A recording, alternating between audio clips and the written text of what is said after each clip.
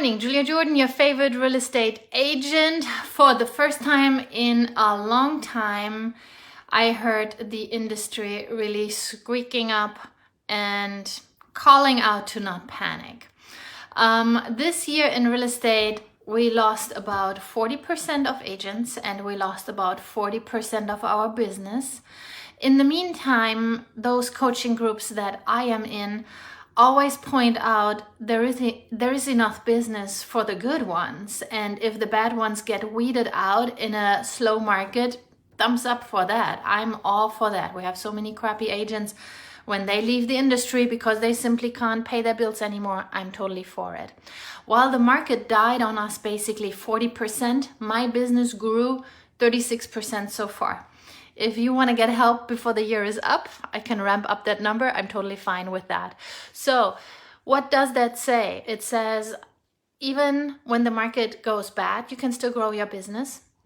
You just need to provide quality, high ethics, knowledge, and that people know that you will hold their hand, that you will not give up. And if I stand for something, then it's long breath, and I'm just not giving up. You can slap me left and right, and maybe you push me over for a second or get me mad, and then I'm right back on it as if that never happened. I'm just very persistent, very stubborn when it comes to that. And the last 2-3 years in real estate, we did not need that. There were agents, they post, not me, but there were agents, they posted listings and they didn't have photos, no pictures, definitely no professional pictures, but no pictures at all. And the house sold in a multiple offer. So those days are totally over. And this morning in my morning call, I do a morning call every morning, a mastermind morning call that I listen to. And then I have 3 to 4 additional calls, plus sometimes weekend courses that I do. So I'm super heavy on the gas with education, not to brag or not because I feel like I need that or I can't live without it, but because I nerd out. I love this stuff. I really love real estate, and I love to understand how other people, other top agents in the country see it and how the market is developing to hopefully foresee where this ship will take us. And for the first time on my morning call, they said the first quarter of 2024 will be really ugly. They said it will be really ugly and it will get worse before it gets better. And it could be that the second quarter is also very bad. So while I was like, oopsie daisy, shoot, what do we do? I was thinking, well, this is what this year already did to our market. And look at me, I don't want to brag, but if you're good, it has no impact on your own business, because the choppier the market goes, the more people rely and actually pick a little bit more wisely an agent that knows what they're doing. And we have some transactions. I have one right now. It just goes like clockwork to the closing table. And some of them are so easy, considered so easy. But I tell you what, they're easy because of education. They're easy because I know how to run this race with my clients holding their hand.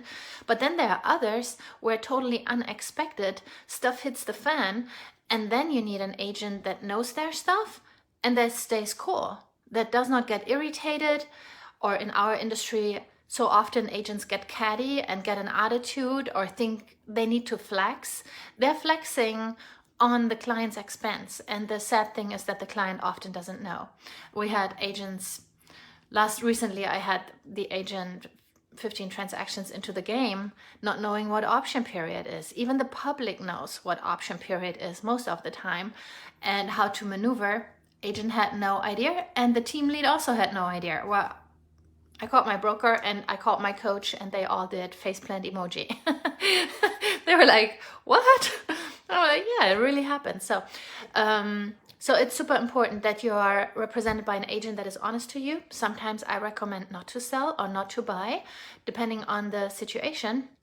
But what happens right now is investors are buying. So what does this tell you? When you listen to very rich people like Warren Buffett, he is holding right now, I believe, 30 or 35% of cash reserves. I hope I say his brokerage name, Hathaway. I always say it wrong probably, but his real estate brokerage and Coca-Cola and all of that stuff, what he invests in, he's holding 30 or 35% of his net worth in cash. And people call him out for that. But what it enables him is when the market goes down in stocks or in real estate. Those are the two leaders of where the market goes, right? The biggest. When stock market crashes or when real estate crashes. And he is ready to pick up. And I watched a different podcast. That's the second thing I wanted to say. I watched a podcast and it said about real estate specific, and it talked about what makes the market go up and down. And the public thinks it is real estate, and the real estate agents think it is demand and supply.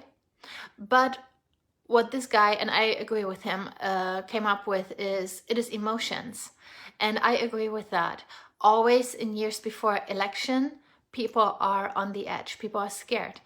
And in a year like last year or the current year and next year coming up, 2024, where people don't know where the economy is going and they're scared about inflation and the media is going crazy. I mean, that's the job of the media, to go crazy and to have everybody on edge and constantly watch the news and go more and more crazy. The people slow down, the majority of people slows down to buy. But people like Warren Buffett, they are not relying on emotions to buy or sell. They're going by numbers, they're watching the market, and they make an educated decision. They do not make an emotional decision. But I would say 95% of our buyers are the end consumers, and they go by emotion. They're like, I'm not feeling it right now. I'm a little bit scared. Maybe they don't use the word scared, but that is the root underneath. Let's just wait till next year. Nothing will get better next year. Right now, interest rate already came down. I have some lenders just over 6%. And prices also already came down, and they still don't pull the trigger. Why? Because they're scared. So in a market like this, at the end of the day, you do whatever you want to do. But try to switch from emotion to logic and watch other people, what they are doing. Who is the buyer right now? Who is the seller right now? If you are a buyer right now and we submit your offer and there's not much going on the market, overall the market is slower on the listing side, slower on the buyer side, the seller will totally look at your offer. Yeah, the last 2 years, 3 years, it was only the numbers. It was the highest amount. If you didn't go over and there was a multiple offer and all the houses had a multiple offer, you would simply not be the buyer. Yeah, I would already know when I submitted your offer. We had buyers, they wanted to lowball in that market, and I literally had to drop those clients because they were not getting the name of the game. Yeah, and it's just a waste of time, honestly.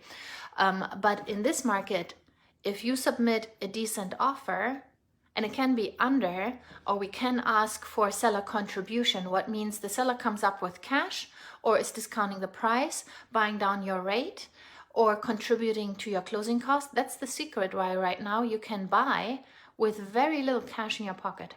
Yeah, you have 5K, 10K, I very likely am able to help you.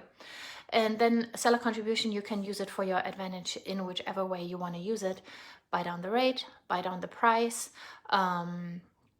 help with closing cost. And then of course, new home builders, they have amazing incentives as well, plus super low interest rate. So, but the public will probably miss out on the train again because they're scared. Yeah. And that is the thing why, in my opinion, the rich get richer because they have advisors. They're used to listen to advisors, and they're used to pull the trigger and step over their emotion, not just step over your alarm bells or so. If you have fear, always listen to it and figure out what is your reason for your fear. Is it reasonable, or were you just on CNN a little bit too much? I don't have TV, so I don't even watch it anymore because it's just brainwashing, in my opinion. But make an educated decision and do not be pushed around by fear and by the media. Look at your numbers, look at your personal goals. You want to be a homeowner and not a tenant anymore, it's a very good time to make the switch. Make your peace with the interest rate, refi in a year or two. You still got your foot in the door, and let's say you pay $2,000 rent, what is very cheap.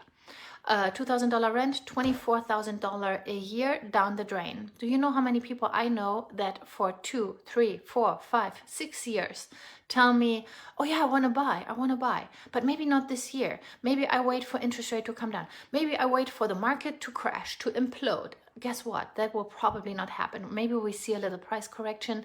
It will not happen like 2008, that we are like cutting prices in half or in a third, and same time interest rate falls to 2%. This will not happen again. It was a black swan event, will not happen again. Most likely. Take my word.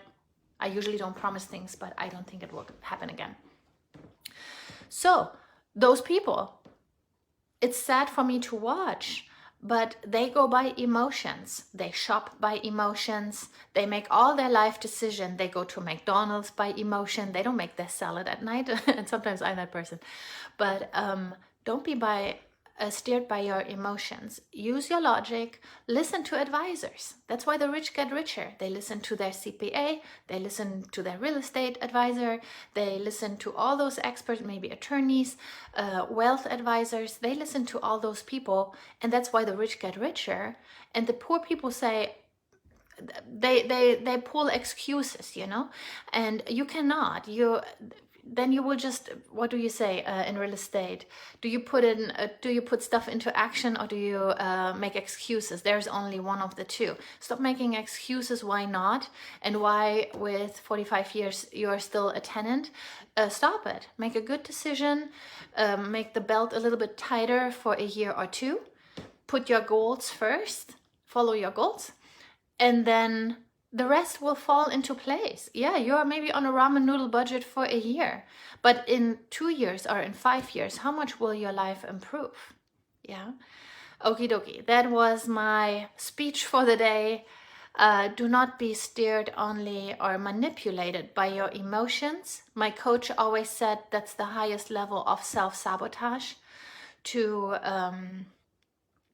just be not aware, basically. To just live your day-to-day, to be a little like a factory worker. You run to work, in the night you watch TV, drink a beer, go to bed, next day all over again, complain, and you never get anywhere. And then you turn 65 and you're like, shoot, how do I retire?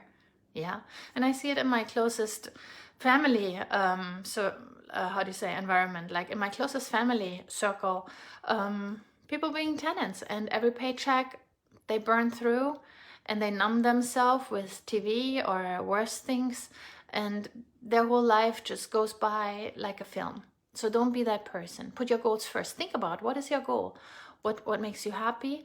What would make you feel most satisfied for your kids? For me, it's long-term wealth. For me, it is which university they want to go to, they can. College. If they want to become a welder, they can become a welder. If they want to become a real estate agent, they can.